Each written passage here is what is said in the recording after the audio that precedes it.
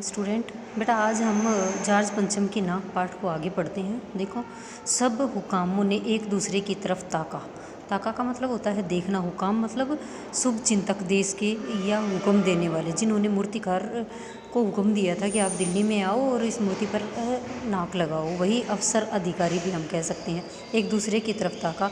एक की नज़र ने दूसरे से कहा कि यह बताने की जिम्मेदारी तुम्हारी है। मतलब वो एक दूसरे की तरफ इसलिए देख रहे थे कि कोई न कोई पहल करे ये बताने के लिए, क्या कि यह मूर्ति है, कब बनी थी और कहाँ बनी थी और कौन से पत्थर का प्रयोग किया गया था। खैर, मसला हल हुआ। मसला जो मुद्दा था वह उसका समाधान हो गया। एक क्लर्क को फ़ोन किया गया और इस बात की छानबीन करने का काम सौंप दिया गया। और फिर उसके बाद यह हल कैसे हुआ कि एक क्लर्क मतलब लिपिक को यह कार्य सौंपा कि आप छानबीन करो और पता लगाओ कि यह मूर्ति है, कब, कहाँ और कौन से पत्थर से बनी है। पुरातत्व विभाग को की फाइलों के पेट चीरे गए पर पता कुछ नहीं चला। पेट चीरे गए का मतलब वो खंगाली गई, उनमें देखा गया।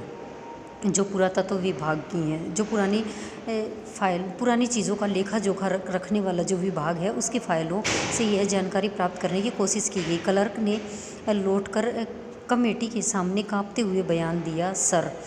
और जो क्लर्क है जिसको कार्य सौंपा गया था, उसने जो समिति बनाई थी मूर्ति पर नाक लगवाने के लिए, उसने, क्योंकि उसे जो काम सौंपा गया था वह हुआ नहीं था, इसलिए वह काँप रहा था और बयान दिया। मतलब उसने जवाब दिया, सर मेरी खता माफ़ हो। खता मतलब मेरा कसूर माफ़ किया जाए।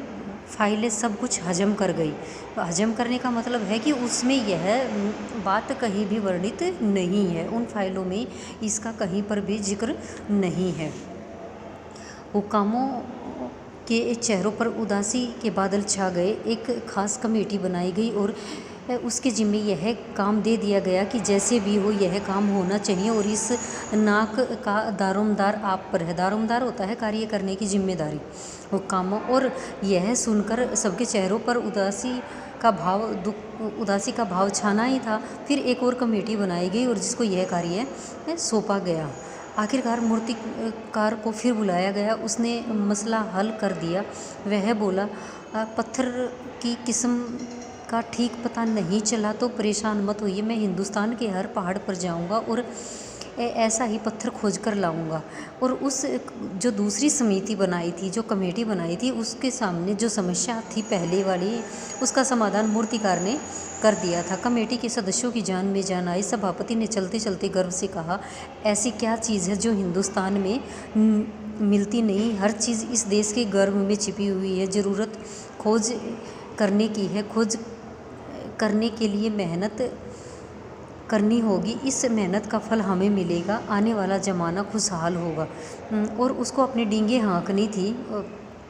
उस सभापति को, जो इस सभा का अध्यक्ष था, उसको वो अपनी और अपने देश की ही डींगे हाँक कर यहाँ पे हाँकता हुआ दिखाई देता है। यह छोटा सा भाषण फ़ौरन अखबारों में छप गया। और तो और अखबारों के पास भी अच्छी खबर ना होने के कारण जो सभापति ने कहा और इसी को अखबार में छाप दिया गया। मूर्तिकार हिंदुस्तान के पहाड़ी क्षेत्रों, पहाड़ी प्रदेशों और पत्थरों की खानों के दौरे पर निकल पड़ा। कुछ दिन बाद वह हताश लौटा। हताश मतलब उदास लौटा। उसके चेहरे पर लानत बरस रही थी। उसने सिर लटकाकर खबर दी। लानत होता है शर्म। और उसने क्या खबर दी? हिंदुस्तान का चप्पा चप्पा खोज डाला पर इस किस्म का पत्थर कहीं नहीं मिला। यह पत्थर विदेशी है।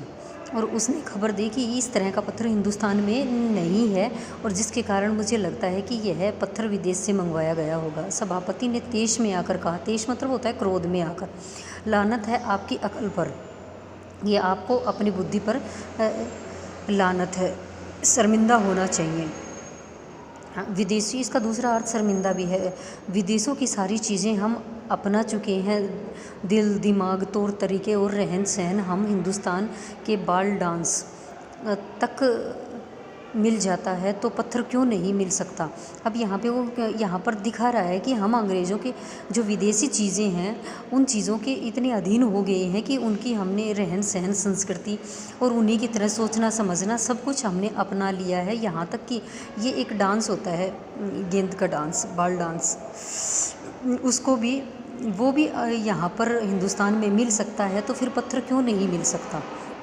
यहाँ पर उसने वो प्रश्न पूछा है मूर्तिकार से। मूर्तिकार चुप खड़ा रहा। सहसा उसकी आंखों में चमक आ गई। उसने कहा, एक बात मैं कहना चाहूँगा, लेकिन इस शर्त पर कि यह बात अखबार वालों तक ना पहुँचे।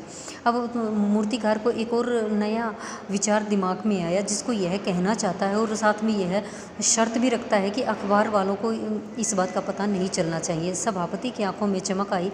चपरासी को हुक्म हुआ और कमरे के सब दरवाजे बंद कर दिए गए। तब मूर्तिकार ने कहा, देश में अपने नेताओं की मूर्तियां भी हैं। अगर इजाज़त हो तो आप लोग ठीक समझें तो मेरा मतलब है तो जिसकी नाक इस लाट पर ठीक बैठे उसे उतार लाया जाए। अब यहाँ पे वो क्या सुझाव दे रहा है और उस सुझाव के देने से पहले ही प्रतिक्रिया क्या होगी। चपरासी जो वहाँ पर था उसको हुक्म दे दिया कि सभी दरवाजे खिड़कियाँ बंद कर दो ताकि अंदर की बात है वो बाहर ना जाए। उसने क्या कहा कि हमारे देश में बहुत सारे नेताओं और महापुरुषों की मूर्तियाँ हैं। अगर आप इजाज़त दें, मंजूरी दें तो उन्हीं में से किसी भी मूर्ति की नाक वहाँ से हटाकर और जॉर्ज पंचम की नाक पर लगा दी जाए। यहाँ पर उनकी संकीर्ण मानसिकता दिखाई देती है कि वो अपने देश के नेताओं को कुछ नहीं समझते और जो यहाँ से जा चुके हैं देश को गुलाम एक तरह से बनाकर, उसकी इतनी अहमियत है। सबने सबकी तरफ देखा। सबकी आंखों में एक क्षण की बदहवासी के बाद खुशी तैरने लगी। सभापति ने धीरे से कहा, लेकिन बड़ी होशियारी से। और ये कहने के बाद सभी ने एक दूसरे को देखने के बाद सभापति ने बड़ी ही चालाकी से देखा और मूर्तिकार फिर देश दौरे पर निकल पड़ा। जॉर्ज पंचम की खोई हुई नाक का माप किसके पास था और वहाँ पर क्या निर्णय लिया ये इसमें नहीं दिखाया है, लेकिन फिर से मूर्तिकार दौरे पर निकल पड़ा। दिल्ली से वह मुंबई पहुँचा। दादा भाई नौरोजी, गोखले, तिलक, शिवाजी, काउंसजी, जहांगीर, सबकी नाकें उसने टटोली, नापी और गुजरात की ओर भागा। और उसने कि कौन से महापुरुष हैं जिसकी नाक जॉर्ज पंचम की मूर्ति पर लग सकती है, इसलिए वो सभी मूर्तियों को देखने लगा और फिर वह गुजरात भी जा पहुंचा। और गांधी जी, सरदार पटेल, विठल भाई, महादेव देसाई मूर्तियों को परखा और बंगाल की ओर चला। गुरुदेव रविंद्रनाथ, सुभाष चंद्र बोस, राजा राम मोहन राय आदि को भी देखा, नापा तोला और बिहार की तरफ चला गया। बिहार होता हुआ उत्तर प्रदेश से आया। चंद्रशेखर आज़ाद, बिस्मिल्लाह, मोतीलाल नेहरू, मदन मोहन मालवीय की लाटों के पास गया। घबराहट में वह मद्रास भी पहुंचा।